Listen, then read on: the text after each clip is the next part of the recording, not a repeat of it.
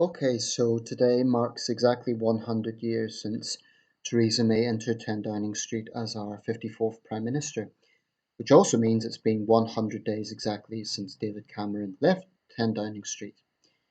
I came across an interesting report recently regarding David Cameron's ranking among modern post war prime ministers.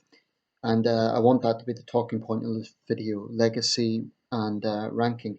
I'm going to specifically be focusing on David Cameron, but with some talking points around that and around other prime ministers.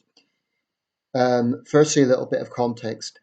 Prime ministerial studies are relatively rare compared to presidential studies. There have been presidential ranking studies going way back to at least 1948. Um, Among prime ministers, although there's certainly prime ministers that stand out more than others, like Winston Churchill, William Pitt the Younger, William Gladstone.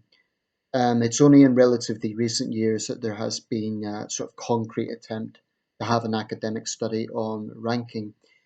And in most of the recent studies, it has only been modern, i.e., 20th century or post war prime ministers. So that doesn't go back to the time of Sir Robert Walpole in 1721, who's generally regarded as our first prime minister. Another piece of context, unlike the American system whereby George Washington was inaugurated specifically as the first president, there was a whole ceremony, he was inaugurated and so on.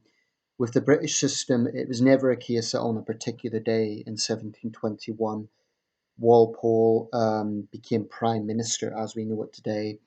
Rather, it was an accumulation of power and influence over time. There's even some disagreement over exactly when he assumed what would now be considered the role of prime minister. And indeed, originally it was a derogatory term. I've made a series on prime ministers I think I've got up to the early 1960s and Sir Alec Douglas Home. So I'm going to continue that when I get a chance. But this is how the study went basically. Now, this was from 82 academics and it was conducted by the University of Leeds. Whether there's bias there or not, I don't know, but presumably these are academics from different backgrounds. So, this is what the report says. Research was carried out at the University of Leeds in collaboration with Wood Newton Associates, a market research company. Respondents were asked to rate the performance of each leader during their tenure in Downing Street, with 10 representing the top score of highly successful and obviously 0 representing the bottom. Professor Kevin Feakston of the University of Leeds said for all his achievements as a successful coalition prime minister, David Cameron's reputation and place in history seemed destined to be defined by Brexit and his calling a referendum on it. Currently, David Cameron's writing his memoirs. He is only 50 years old, and he's just turned 50, which in political terms is still fairly young. In fact, he's the youngest prime minister to retire since Lord Rosebery in 1895. Um, and it continues, academic opinion, as reflected in their survey, is currently pretty damning, but reputations can wax and wane as subsequent events, the passage of time, and new evidence changes perceptions. That is true of the American situation as well. Um, it does change over time. I mean, Ronald Reagan, during his time in the White House, was often considered a mediocre president and sometimes rated quite badly. He's now hailed very highly among Republicans, at least, and he often enjoys the top 10, 15 percentile points. George W. Bush, immediately after 9/11, was polling very highly. He's now in the lower echelon. He ranks about 34th, so in the lower quartile of presidents. Only a few rank lower, such as Harding, Pierce, and Buchanan. So these things do change over time. Um, Calvin Coolidge is seen as first modern conservative president, and yet his rankings is not particularly high. In fact, I was surprised he was only one above Herbert Hoover. Incidentally, I might make a video about Herbert Hoover because there's some interesting talking points around him. But thinking to the prime ministers, like I say, especially with our early prime ministers, firstly, they're not well known in the public imagination in the way that American presidents are. Names like Washington and Jefferson are really well known in the American psyche. even to people who aren't particularly interested in politics. But in Britain, certainly there were a lot of early prime ministers. I mean, partly it's because they weren't great prime ministers, but we really don't have in our national curriculum a major focus on prime ministerial history, which I think is unfortunate because this is, after all, the most powerful political role in the country, and it has been since the days of Walpole. Because at that time, we were starting to see the beginnings of constitution and monarchy. So I do think there should be more focus on that. I mean, if you say to someone in the street, the Duke of Grafton, they wouldn't know who you're talking about. They wouldn't realise he'd been prime minister at one point. Not saying he was a great prime minister, but I'm just making the point that those early prime ministers were not well known. Anyway, to get to the point about David Cameron, I will say I think it's a little unfair to judge him immediately at this point, and I do think this is true of a lot of leaders. Opinions change over time. Has been said that although George Bush is ranking low now, years to come he might rank significantly higher. Anything could happen. Things do change over time. When John F. Kennedy was murdered, he was sort of marbleized. And yet, as a president, most academics concur he was not an outstanding president in terms of presidential performance. He was lax on civil rights. He did solve the Cuban Missile Crisis, but it was also in his watch that it occurred. So Kennedy is a good example of how sometimes the public imagination of a leader can be different from the reality. And I'm not saying JFK didn't have strong points, he did, but there was certainly, I would argue, he was probably among the more overrated presidents. Um, Polk, by comparison, is seen in high regard by academics and yet is not, well known at all among members of the public. And that's similar in the British situation. There's prime ministers who would certainly be considered great, but are not necessarily as much in the public imagination. Anyway, this is the list that the University of Leeds composed. Now, bear in mind, this is just post war prime ministers. And it went as follows. This is in order: Clement Attlee, number two, Margaret Thatcher, number three, Tony Blair, four, Harold Macmillan, five, Harold Wilson, six, John Major, seven, Winston Churchill, eight, James Callaghan, 9, Edward Heath, 10, Gordon Brown, 11, David Cameron, 12, Alec Douglas-Home, 13, Anthony Eden. So Cameron only ranks above Douglas-Home and Eden. Now, some people might be surprised that Churchill is only in the middle. The reason for that is that is taken into account his second term, and it's widely acknowledged that Churchill's second term was the lesser known or the lesser lauded term of Churchill's. He was really in office as a respected elder statesman at that point, but that was in the early 50s, and it wasn't a hugely productive term of office. In fact, as a domestic prime minister, Churchill, I would argue, was rather mediocre. Certainly, as an international statesman and for his role in World War II, he's outstanding and an incredible man. But as a domestic prime minister, I would argue there is many figures who rank higher, including, I would say, Clement Attlee. Fair to judge David Cameron solely on Brexit. Unfortunately, leaders often do get tied with one thing. Lord North was in office for 12 years, yet he's always known as the Prime Minister who lost America. 12 years. And that's one major event he's known for. Likewise, David Cameron was in office for 6 years, which is about average, slightly above, but he will now be known for Brexit. And that's interesting because Cameron's tenure was quite eventful. There was London Olympics, the Queen's Diamond Jubilee, there was major inner city riots across England, the royal wedding. Of course, there are some things there that are nothing to do with David Cameron. I mean, it were just things that happened to occur on his watch.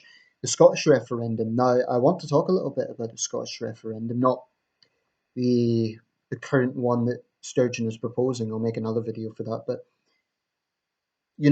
people can call Cameron a weak prime minister, but in the end of the day, this referendum took place on his watch. Scotland stayed in the Union. Now, certainly, there were people who were. It would be wrong to, give Cameron all the credit for that. There was people like Alistair Darling and Gordon Brown who deserve a lot of credit for helping to preserve the Union. Rory Stewart on the Tory side, and indeed campaigners on the ground. But it very easily could have went away, and it didn't. Others would say, well, that was just luck. Brexit. The thing about Brexit is, I actually feel slightly sorry for Cameron because, on one hand, Eurosceptics attack him because he was a Remainer, and Europhiles or Remainers attack him for calling the referendum because it was a huge gamble. But when he became Prime Minister, he said, I will give this referendum to the people. Now, you would think he would be thanked for that, for doing what he said he would do. And yet, very few people seem to have acknowledged that. So, we'll say that's somewhat unfortunate. Um, in terms of his domestic legacy, I am quite critical, and admittedly, this comes partly from personal experience. I think the austerity measures were far from being the big society. Those measures actually hurt some of the most vulnerable people the hardest. The government's welfare policies, in my opinion, were a disgrace. There's a new film out called I Am Daniel Blake. I think that's the name. I might make another video specifically about that. But the way the Tories treated the unemployed, the way the Tories under David Cameron treated those who were sick, for example, um, to be means tested, this was degrading, it was humiliating, and it literally drove people to their deaths. Many people took their own lives. So I do think his domestic legacy is massively questionable. It left a divided country, a bitter country. It's very difficult to see much redeeming many redeeming aspects of that. For progressives, you could say, well, he brought in gay marriage. He was the prime minister who brought in marriage equality. For those who consider that, in fact, there was a Conservative MP actually apologised today for his vote on that, which proves an interesting talking point for politicians changing their views on things.